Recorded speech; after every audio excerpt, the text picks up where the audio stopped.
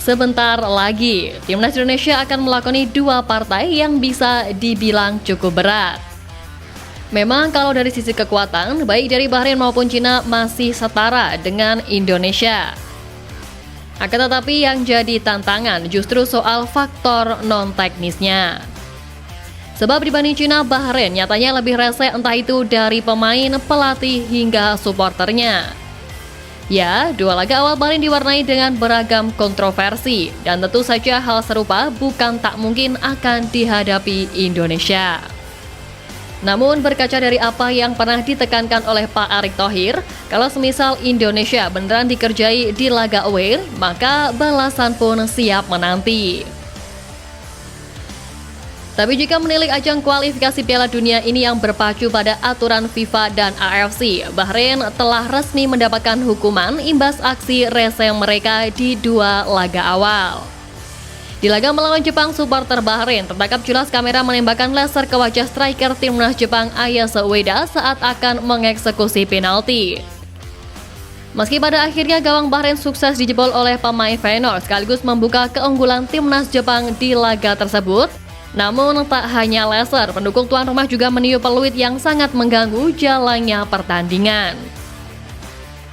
Kejadian itu juga sempat disinggung oleh Haji Memoriasu dalam konferensi pers pasca pertandingan, yang mana ia merasa kecewa dengan tingkah tidak terpuji dari supporter tuan rumah.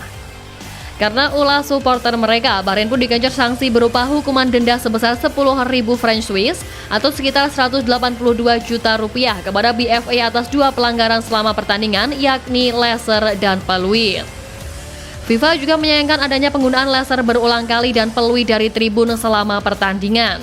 Nasnya tak cuma laser ataupun peluit, supporter Bahrain juga mengejek lagu kebangsaan dari negeri matahari terbit.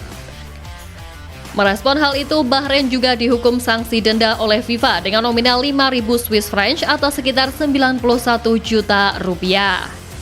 Dua sanksi yang diberikan FIFA kepada Bahrain jelang menghadapi skuad Garuda ini akhirnya membuat BFA menyerukan kepatuhan penuh terhadap instruksi yang diberikan oleh petugas keamanan di stadion selama pertandingan untuk supporter. Sementara itu, PSSI sendiri memang sudah mewanti-wanti kepada supporter Bahrain untuk tidak membawa laser dan peluit dalam pertandingan melawan timnas Indonesia. Manajer timnas Sumarji juga mengimbau kepada para supporter tuan rumah untuk dapat mendukung tim dengan cara yang mengedepankan asas fair play. Apalagi diketahui bahwa kedua tim sama-sama dalam misi mengamankan 3 poin, menyusul Bahrain selaku tuan rumah yang ingin menghapus riwayat buruk dari laga sebelumnya, dan skuad Garuda sebagai tim tamu yang tentu ingin memaksimalkan performa impresif dalam 2 laga sebelumnya.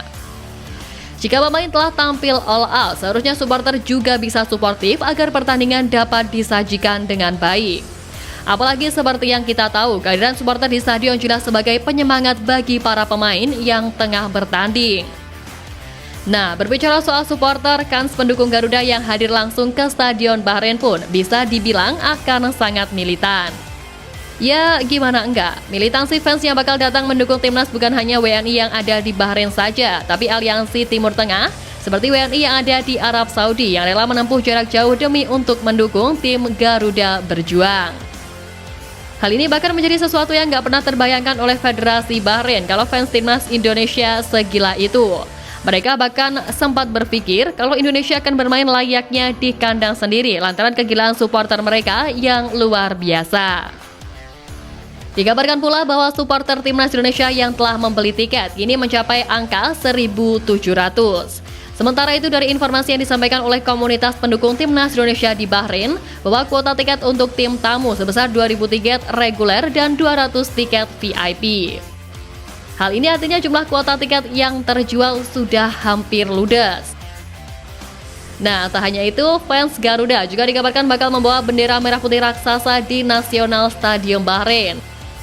Dalam postingan Instagram @GarudaBahrain, terlihat mereka membentangkan bendera merah putih besar yang mana membuat netizen berkomentar, meminta mereka sekuat tenaga untuk mendukung pasukan Sintayong mengalahkan Bahrain. Antusiasme dan dukungan besar yang ditunjukkan Garuda fans ini jelas akan menambah semangat juang para pemain timnas Indonesia. Apalagi laga ini akan menjadi laga debut bagi dua pemain naturalisasi anyar Mitch Hilgers dan Eliano Reinders bersama skuad Garuda. Ya, Miss Hilgers dan Eliano Reinders nampaknya begitu enjoy menjalani latihan di Bahrain bersama punggawa lainnya dalam beberapa hari terakhir. Miss Hilgers juga mengaku mendapatkan banyak dukungan dari supporter tim Merah Putih sejak kehadirannya ke skuad Garuda. Bahkan sebelum ia resmi menjadi WNI, dukungan dari supporter tanah air jelas terlihat dari jumlah pengikut Instagram Miss yang terus meningkat. Ia mengaku bangga dan bahagia bisa dicintai dan begitu dihargai di tanah leluhurnya ini.